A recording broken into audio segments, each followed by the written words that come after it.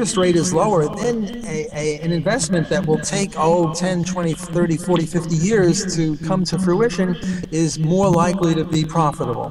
Whereas at a high interest rate, you can't really have too much investment for 30, 40, 50 years. You have to have investment for 3 or 5 years or a shorter time period.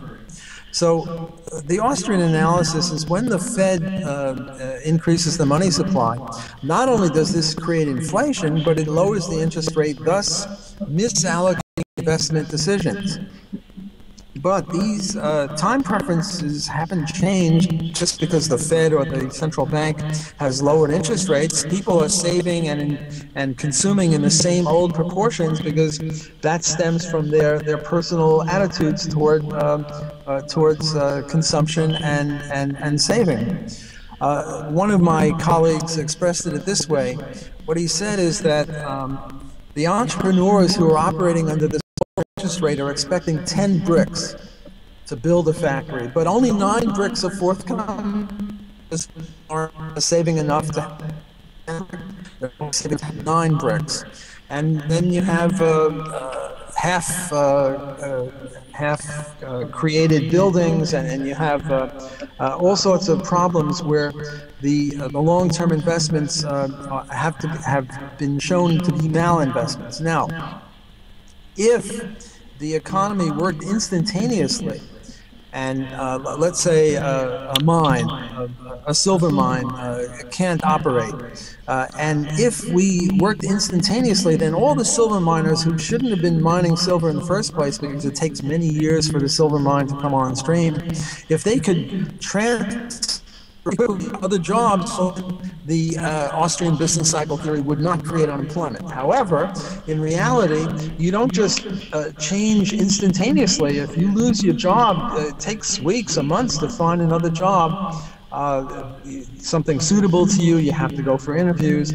So this creates unemployment, and the analysis, the Austrian business cycle theory analysis, applies to the Great Depression from 1929 to 1939 or 1940 or so.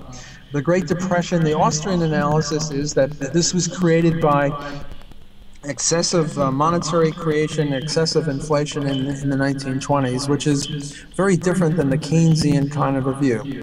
Perhaps in the questions we can probe more deeply what the differences between Austrianism and Keynesianism in macroeconomics.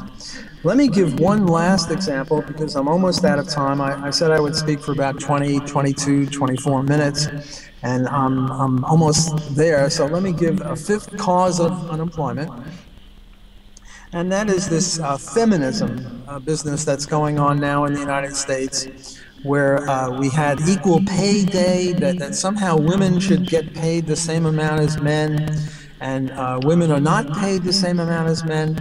Women are paid something like 70 or 75% as much as men, and Obama and our friends on the left, the socialists and the feminists, are saying, well, this is unfair, this shows that capitalism is evil, capitalism discriminates against women, most men, companies, most firms, most corporations are run by men, and men hate women. I don't know, most of the men I know, heterosexual men anyway, they don't hate women. If anything, they're prejudiced in favor of women, so this is a little bit of an anomaly. But the idea here is a thing called opportunity costs or alternative costs. Whenever you do anything, you do it at the cost of doing something else less well. So, for example, Yo-Yo Ma is the world-famous cellist. He plays the cello all day, because if he doesn't play the cello all day, he's not going to be the best cellist in the world. But if he plays the cello all day, then he probably can't be a good football player, or as good a football player as he could be if he weren't playing the cello all day. On the other hand, your average football player can't play the cello at all. Why? Because he's busy doing whatever football players do, running and lifting weights and playing football. So whenever you do anything, you do it at the cost of doing something else, either not at all or less well. So what does this have to do with men and women? What it has to do with men and women is that women have a disproportionate share of housework. Women do more cooking and cleaning and taking care of babies and shopping and things like that. And even if men and women were equally capable, and the fact that they do all these other things show that they can't do as well in the marketplace as they otherwise could. Now, I think that men and women in this century are equally productive. On average. A century or two ago, when a lot of jobs took physical strength, the way we would cut down a tree is with a saw, the way we would mine is with a pick and shovel, and men are stronger than women on average. And in the 19th and the early 20th century, men were more productive than women because a lot of jobs took physical brute strength. But nowadays, the way we knock down trees or dig holes in the ground for buildings, it's got nothing to do with physical strength. A woman can operate a steam shovel as well as a man. So now you'd think that their productivity would be the same, but it's not because of this unequal distribution of household tasks. The joke is the husband and wife, they're both PhDs in chemistry. They both work in the laboratory all day from 9 to 6, and they come home. And the husband says to the wife, "What's for dinner, dear?"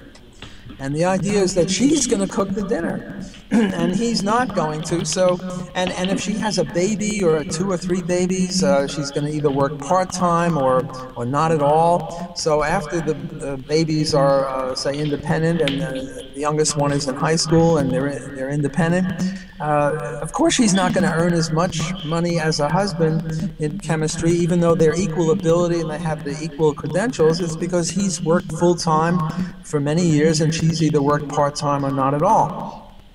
So if what we do is we raise the wage of women to equal men, this will be higher than their productivity and they will be unemployed. Right now, the male and female unemployment rates is about the same.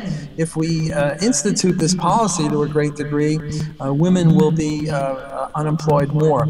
Look, if women really were equally productive and earning 25% less than men, this is an untenable situation. This would mean that you could make more profits by firing a man and hiring a woman.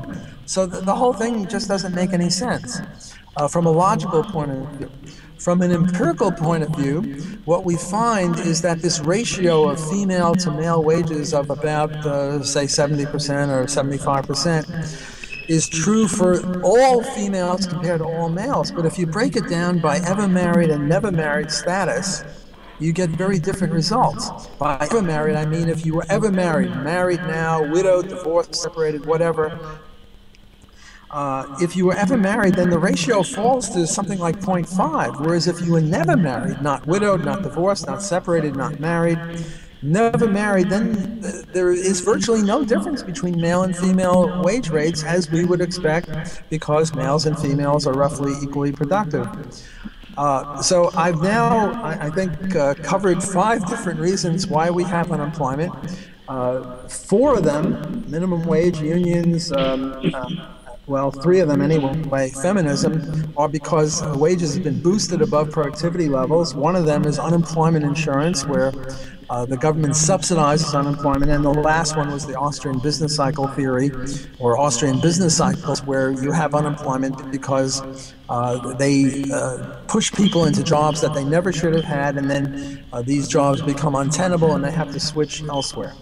So it's now about 24 minutes, and I'm supposed to speak for about 25, so I'm on time. And now what I'd like to do is open up the microphone for discussion, dialogue, questions, what have you.